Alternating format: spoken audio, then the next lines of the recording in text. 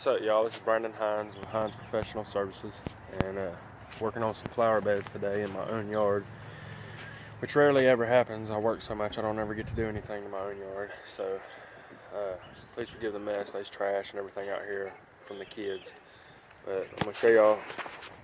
I put mulch in this flower bed where my Japanese maple is, and I actually cut an edge in it with an edger all the way around, pulled all the weeds, and then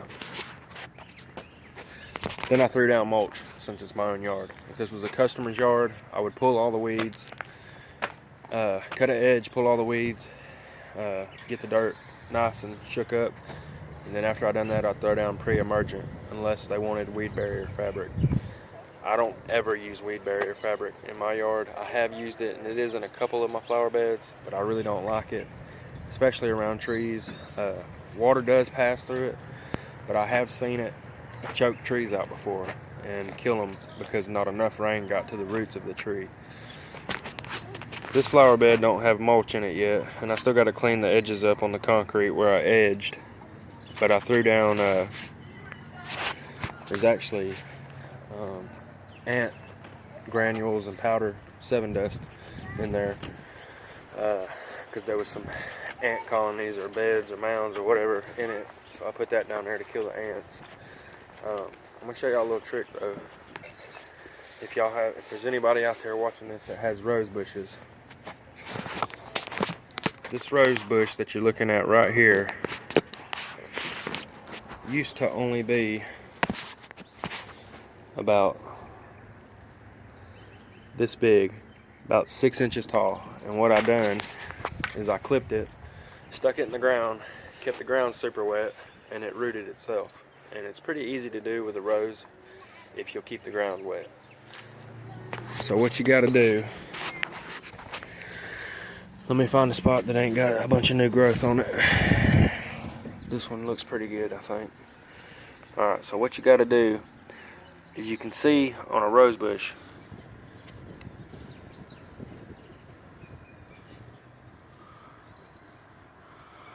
which my camera don't seem to be too clear for some reason. Alright, that's better. You can see right there, a rose bush has like knots or links in it. For example, there's one right there.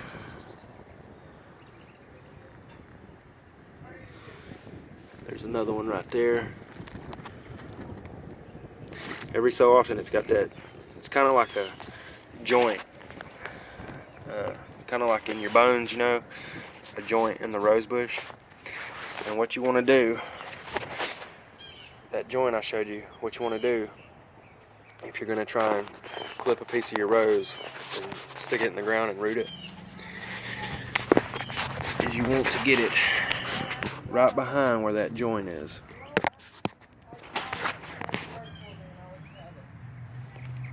Alright, so there's the joint on this one. So get it right behind where the joint is and cut it at an angle. These scissors I got ain't the best. Alright.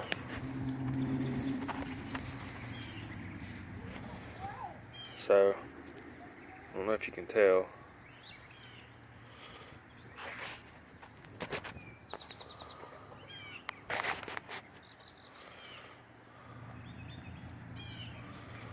Alright, so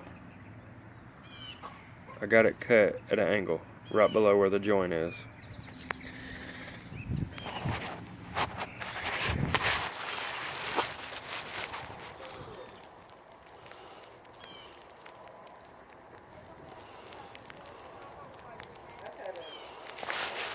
Alright, so what we're going to do,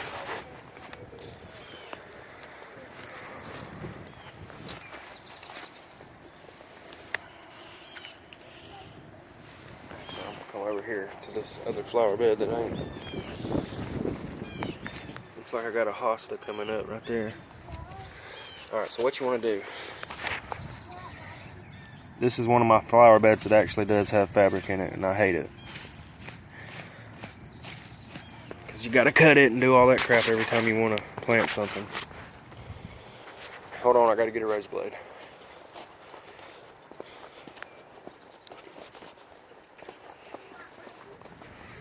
If I can even find one.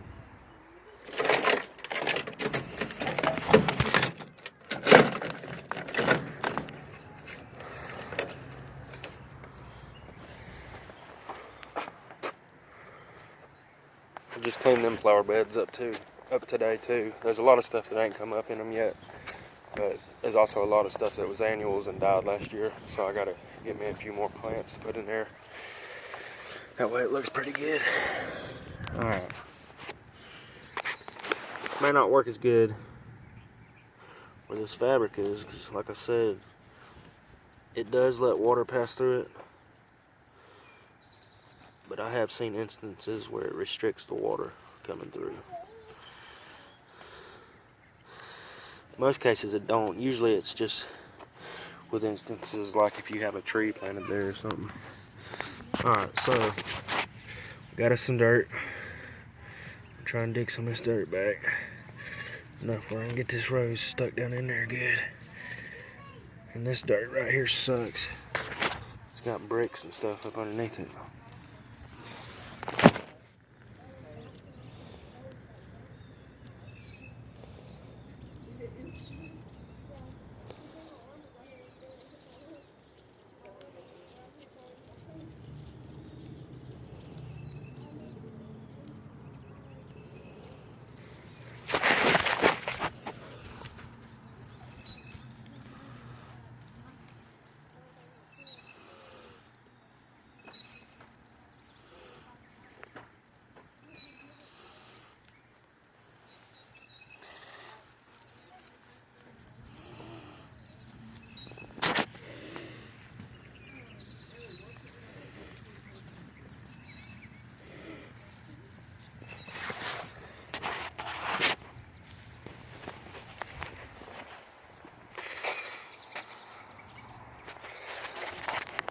That's all there.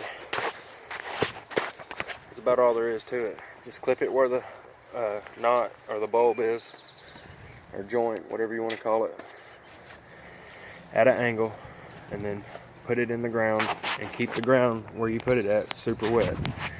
And this is not something that's going to happen overnight. It takes probably at least about a month, which is a long time, but if you just keep watering it, it'll be fine. I mean, there's no maintenance to it.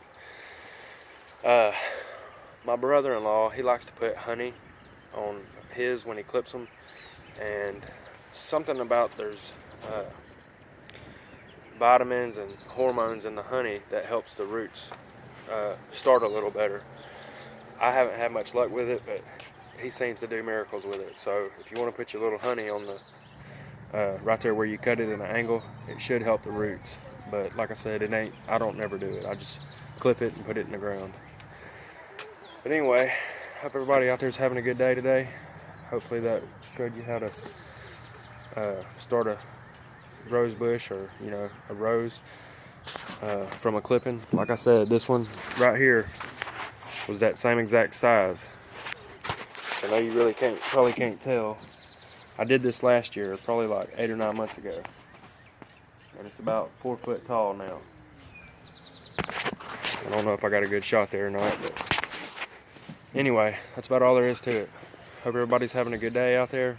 If anybody needs any lawn care, landscaping, or any kind of construction like pole barns, decks, retaining walls, utility buildings, anything like that, privacy fences, as long as it's a wooden privacy fence, we can do that.